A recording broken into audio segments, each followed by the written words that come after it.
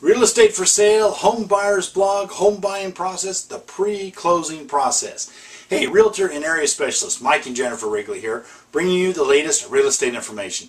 Thanks for joining us as we continue our 10-part series on the home buying process, as described by Fannie Mae on their KnowYourOptions.com website. Hey, so let's get started. If you and the seller agree to the terms of the contract, then the offer is officially accepted and you're on the way to purchasing your new home. But before you get to closing, you've got a few more things to do.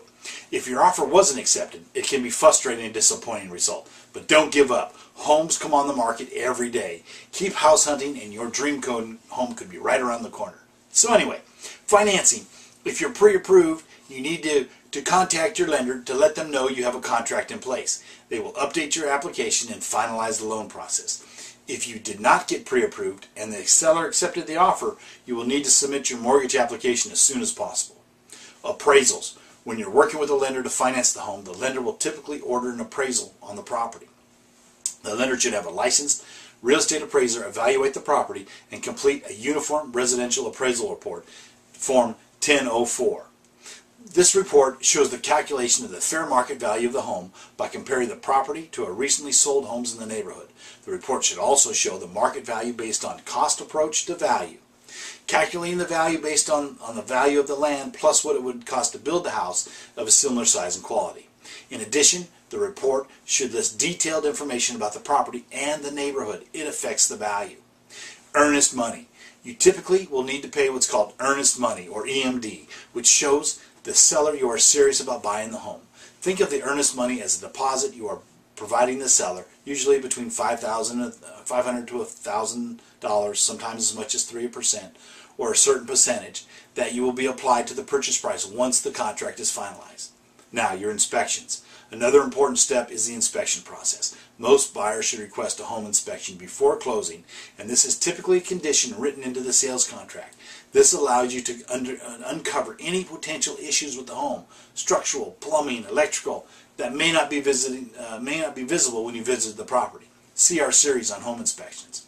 Usually there's an inspection period that's defined in the contract, and you must have the inspection completed within that time frame.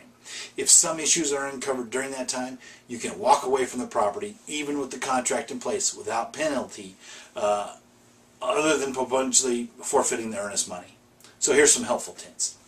Hire a qualified professional to inspect the property. You don't want to cut corners here. Ask your agent for referrals for a reputable inspector.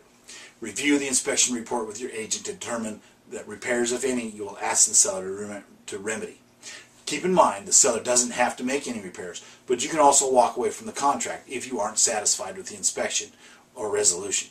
And don't ignore any potential issues. Just because you love the home, it doesn't mean you should overlook potential problems.